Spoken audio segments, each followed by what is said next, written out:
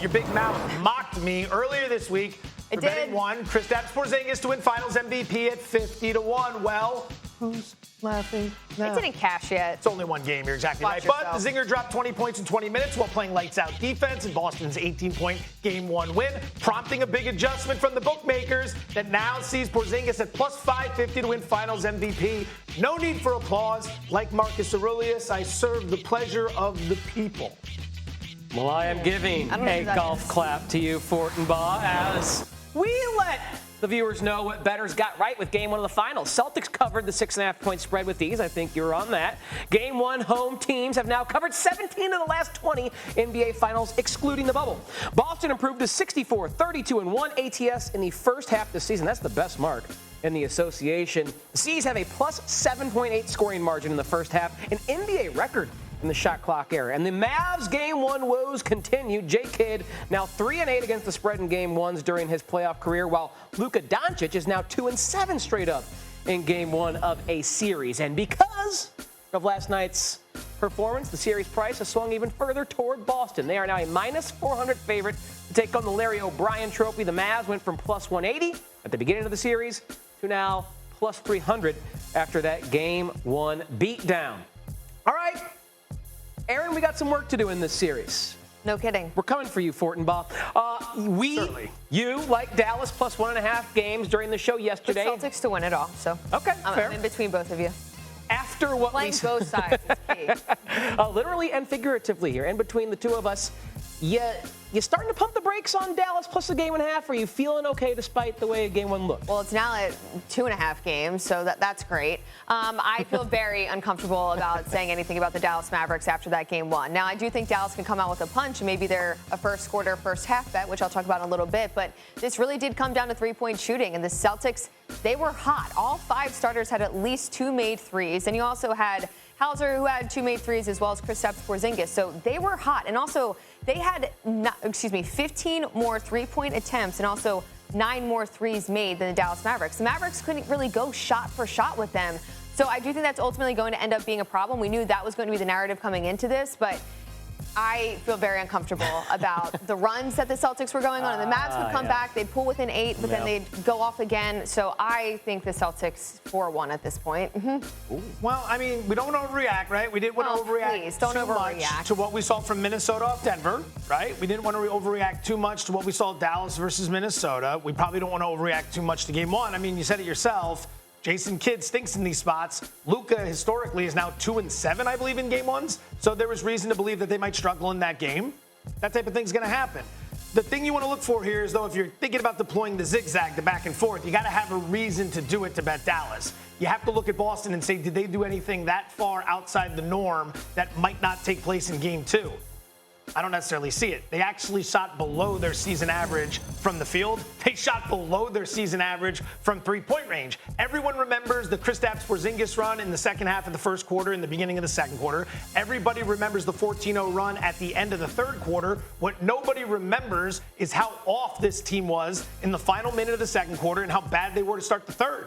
You average the whole thing out over 4 quarters. It was an average shooting night for the Celtics. So you got to be very careful if you think it's going to flip completely in Game 2 because they didn't do anything all that spectacular offensively in Game 1.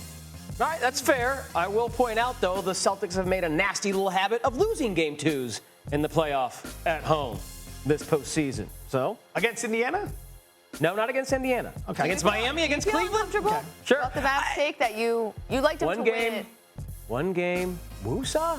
Whether they won by 1 or won by 30, So I'm the it only only counts one as one game. Makes sense. All right, because of that beatdown in Game 1, the Celtics are now a 7.5-point favorite for Game 2 on Sunday. But recent Game 2 history is on the side of, wouldn't you know it, the underdog Mavericks. Teams trailing 1-0 in the NBA Finals are 9-6 straight up and 11-4 against the spread in the last 15 NBA Finals. So, with that as now some context here, Joe, I'm curious, do you think the bookmakers at ESPN BET adjusted this line too much, not enough, or just the right amount? No, I think it's on the right spot. I think 7.5 was the number for Game 1. That's why you saw some sharper money come in on the Celtics at 6.5. Now we go to 7.5, and we sit, which is really interesting because you got to think to yourself, as poorly as Dallas shooted in Game 1, come on, man. It's Friday. Oh, I got English teachers. I can be Friday at very 5 disappointed in that performance.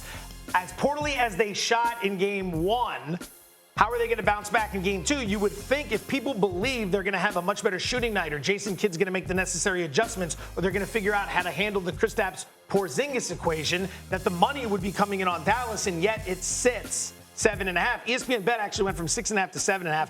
I haven't done anything with the side. Okay. I think we get a better effort from Dallas in game 2, but I'm not necessarily willing to bet them just yet because Boston looks so good in game 1. Dallas in the first half plus 3.5. Okay. This is one that you'll absolutely be sweating out because, to be honest, do I have the best analysis for it? No, because you just talked about the Boston Celtics. We've talked about it nearly every single solitary game that they've played this entire regular season and postseason. But I think if the Dallas Mavericks are going to do anything, it's going to be in that first quarter, that first half. They cannot get down by 29 points in the first half. I also think the Boston Celtics, they might come into this game. Of course, look, I understand it's the NBA Finals, but there's something to be said for, we just blew out this team. We're going to keep coasting. And that's what hurt them in the prior series. Now, it wasn't the NBA Finals, per se. There was other injuries and whatnot, but I do think the Dallas Mavericks are going to keep it close within the first half plus 3.5. Respectfully, of course. I'm just curious. You are betting into the freight train that is the Boston first half ATS spread. Yes. And you're not worried about that. And that's okay. It could absolutely hit. Not saying it's a bad bet. I'm just curious. What do you always say? Just because it hasn't happened doesn't mean it won't. And I will say this. It's a great quote. As someone who was betting that all season long, they were very good at home, but the bulk of that was on the road. Their ATS first half road record was like 80%. It was absurd. So it's a very uncomfortable. I like being uncomfortable. You got to be uncomfortable sometimes when you make a wager. You should be uncomfortable with your wagers. When you feel too good about it, that's when you've got a problem. That's when you panic. Joseph, again, same question for you. 48 hours. You mentioned you haven't done anything with the side, but what are we considering? I might look to the over here. Okay. So it closed game 1 217.5, and because we got such a low scoring game 1, we've adjusted 3 points out to 214.5. I think that might lead me to an over bet. I haven't done it yet. Dallas is going to shoot better. They're going to find a way to get Kyrie Irving going a little bit. I don't think he's going to have a great night, but if you look all the way around, 9 assists is pathetic. There were so many different things they did wrong, and that was an elite effort from the Boston defense. That defense is still going to be good. It's not like Dallas is going to come out and hang 130 in this game. We're not going to get a track meet, but they're going to play better, and I think it pushes Boston a little bit more as well, and I think we're able to threaten that 214.5. All right, boys and girls, what is behind door number 4, you ask? Say hello to Anita Marks, joining us on this Friday edition of ESPN Bet Live. Anita, all right, after what you saw in Game 1, what are you considering for Game 2? I'm going to buy into the trend. So I am going to play Dallas. Give me the 7.5. I hope it even goes up to 8, maybe 8.5 at tip-off. For this reason, they bounce back. We saw it against the Clippers. We saw it against OKC. They're 5-0 after a loss in the playoffs. And let's keep in mind, the Boston Celtics typically have a flat game too. You guys have been talking about all the reasons why Dallas lost, right? But one thing you have not mentioned, that is Lively. Only playing 18 minutes because he got into foul trouble. I don't expect that to happen in Game 2 either. So I do like Dallas. Let's look at all the prop bets I'm going to be hitting up. KP over his point total, 20 points in 21 minutes. This is why they call him the unicorn. Yeah, I'll play that 7 days a week. White, I'm going to go over his 3-point total again, shooting 40% in the postseason. And Jaylen Brown, I'm wearing his shirt today for a reason. Boy, this guy is a one-man wrecking crew on both sides of the court. 22 points, 3 blocks, 3 steals. I'm going to go over his blocks and steals again in Game 2. And Kyrie over assists. Joe just hit on it. Are you kidding me? Only 9 total assists? That has to be something that they have to be focusing in on heading into Game 2. And I think Kyrie is going to be the facilitator. So I'm going to go over his assist total. So quite a few prop bets that are knee-jerk reactions based on what we saw in Game 1. Here are the top point prop results for Game 1 of that NBA Finals. Kristaps Porzingis prop was bet down to 14.5, his lowest all season, but he flew over that number in the first half alone. On the other hand, Luka Doncic, Jason Tatum, and Drew Holiday all needed just one more bucket apiece to go over their point prop. All 3 were subbed out early due to the blowout win. Erin? Thanks, Tyler. We're back here with Joe and I. We're going to do NBA Finals Game 2 player props. You get to pick. You're going to go first, Joe. We're going to look at Jason Tatum rebounds, over or under. Yeah, no reason to mess around with this. Let's just go ahead and play the over. So it was one we like for the majority of the week leading into Game 1. Why?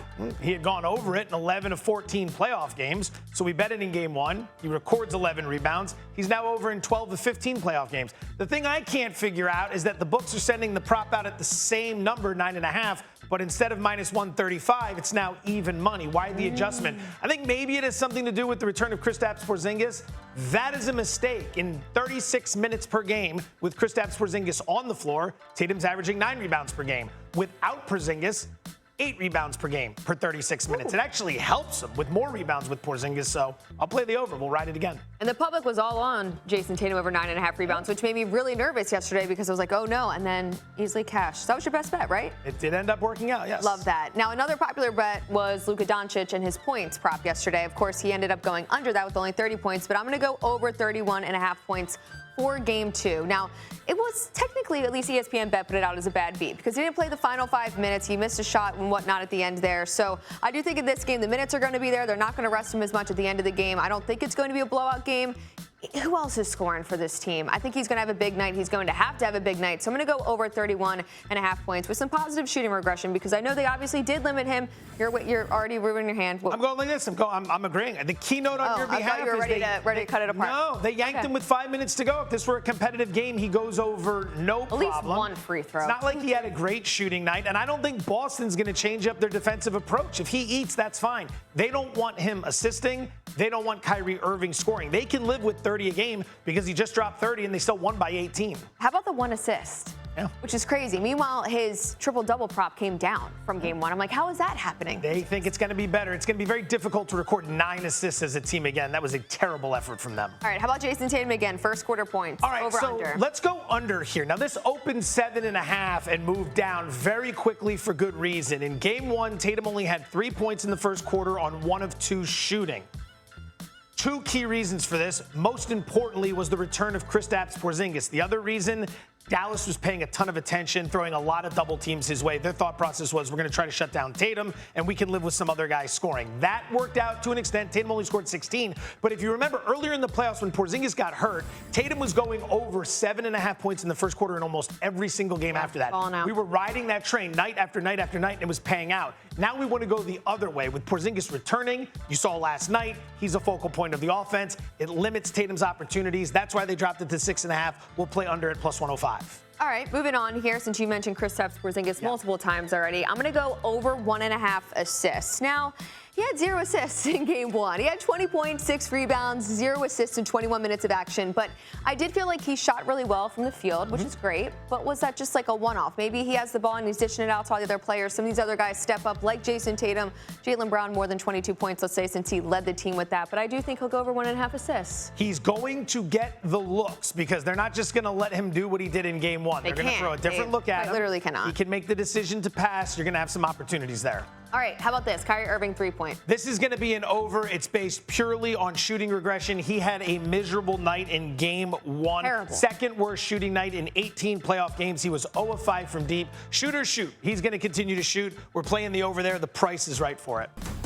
The Boston Celtics 3-3 in Game 2s under head coach Joe Mazzulla. However, they were at least, I should say, 7.5-point favorites in all of those games. So fading them on the money line has been quite profitable. Sees opponents in Game 2 up nearly 13 units on the money line in the Mazzulla era. Just something to consider with the Dallas Mavericks in an 0-1 hole, getting ready for Game 2. How about, Aaron, Joe, we welcome in a 3-time NBA champ to help us out with this series. It is Danny Green on your screen, back on ESPN Bet Live. Thank you very much, Danny, for hopping on with us. I'm curious, first and foremost, what adjustments you think Dallas and Jason Kidd will make for Game 2. Well, first, thanks for having me, but this game was a lot closer than it showed in score. I don't think there's a bunch of adjustments they need to make happen. More so, just keep attacking Horford and Porzingis, bringing them outside of the paint and getting them in pick and rolls, trying to force a switch, letting Luka and Kyrie work. Obviously, Kyrie won't have that bad of a game. I don't think he will. So if they play better and don't let the Celtics, get hot from 3 early, this will be a lot closer game. And I trust Dallas's closers more than I trust the Boston closers if they can keep it close until the fourth quarter. If you're Dallas, how do you handle Kristaps Porzingis going forward? The guy couldn't miss in game 1. Do you change your defensive philosophy with him? Not so much. Obviously, they switched some. He made some good shots. He made some over-the-top post-ups. I think you got to wear him down. Put him in pick and rolls. Make him guard Kyrie, make him guard Luka, and then, you know, offensively or defensively anyway, you could full rotate, you can try to trap or how you want to do it with a switch, but don't let him get comfortable. Ultimately, I just think he came out with a lot of adrenaline. This is not something that he's going to be able to sustain in my eyes.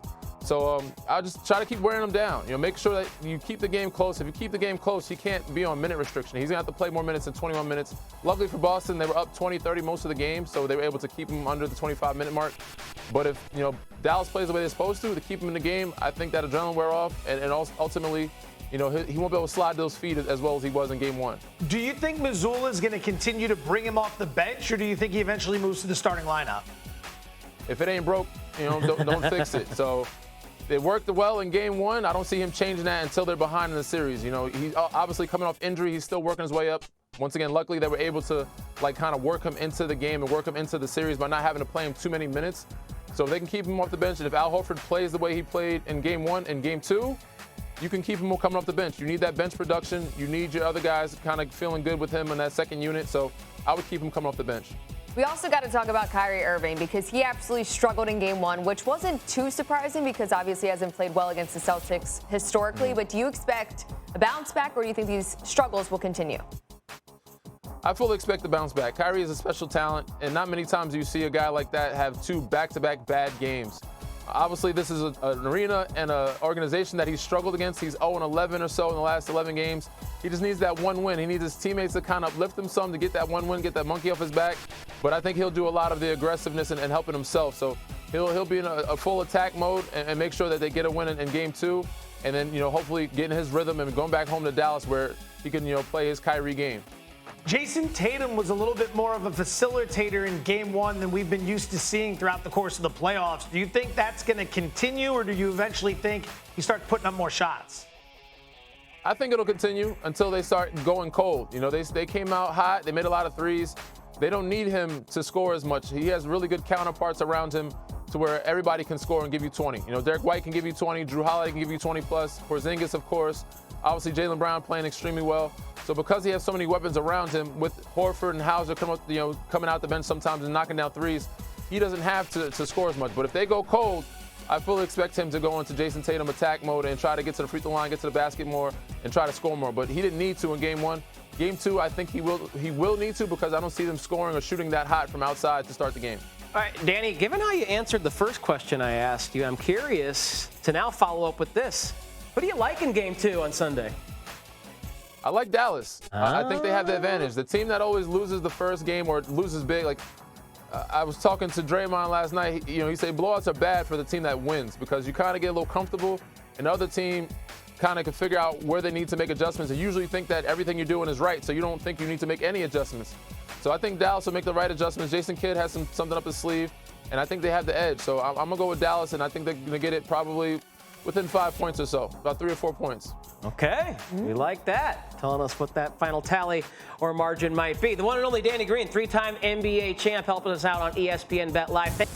JT, Jason Tatum, still the favorite to win NBA Finals MVP at ESPN Bet. Currently, even money to do so, Aaron and Joe, after entering Game 1 at -125.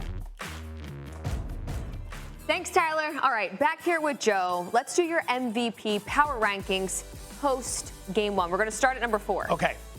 First thing to keep in mind here, this is not the Conn Smythe Award in hockey. Everything that has happened prior to the NBA Finals does not matter. It's a clean slate. Number 4, Luka Doncic. Okay. He's the leading scorer in the series so far, the only guy to get the 30 points. Took 7 shots more than anybody else on the court in Game 1. He's the best player on the Mavericks, but the problem is that he's on the Mavericks. They're in a 1-0 hole, and if he doesn't win the series, he pretty much can't win the award. Jerry West is the only guy to win this award on a losing team, and that was quite some time ago. So Luka, despite being probably the best player in the series, ranks number 4 in the MVP power rankings after Game 1. I do agree that he's the best player in the series. And, of course, if you like the Dallas Mavericks, maybe he would be up even more because you like the price now at plus 350, it finally moving back. Yes. But Understood. Number 4. Let's go to 3. Number 3 is going to be Jason Tatum, the best player on the best team. The problem is Game 1 left a lot to be desired from a voter's perspective. 16 points is a playoff low. 6 turnovers is a playoff high. We can't lean on anything that's happened prior to this point, and he's up against some stiff competition. Tatum's still your even money favorite, but he was minus 120 before the series started. There are a couple other guys who had better games last night, which is why you find him at number 3 right now. All right. I like that one. Number 3. Number 2. This is tough. 2 guys played very well last night. I'm sure you can guess who they are. Number 2 is going to be Kristaps Porzingis. Now, if you remember, someone may have given out Porzingis in the neighborhood of 50-1 to win MVP. Highlight yourself. Highlight yourself. The week. Thank you very much. Now, some might think Joe Fortenbaugh would campaign for him at number 1 to try to help his own bet. They would be wrong. Joe Fortenbaugh's a man of integrity. He calls it like he sees it. Porzingis was awesome last night. 20 points in 20 minutes, and he affected the game on the defensive end with 3 blocks. But that's the thing. 20 minutes. If you're going to win the MVP award, we're going to parse through everything, and you've got to be valuable for as long as humanly possible. 20 minutes last night hurts him, which is why he's number 2, but he's close. That was as high as 70-1 at some books. Now it's plus 550. Ooh, man, that line has moved like crazy. Now, I have an assumption of who's going number 1, but go ahead. Take a shot. Brown. Not as if, yeah.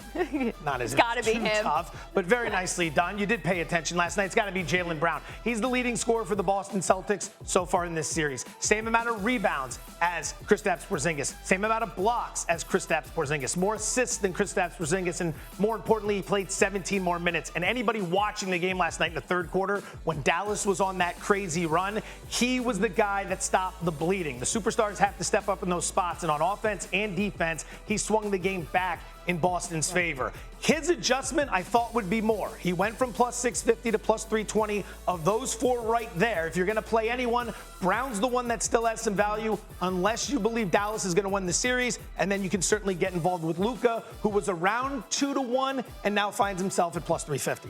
I agree with you that these are the top 4. Thank you. The top 4. But not in this order? Derek White, not with Kyrie Irving.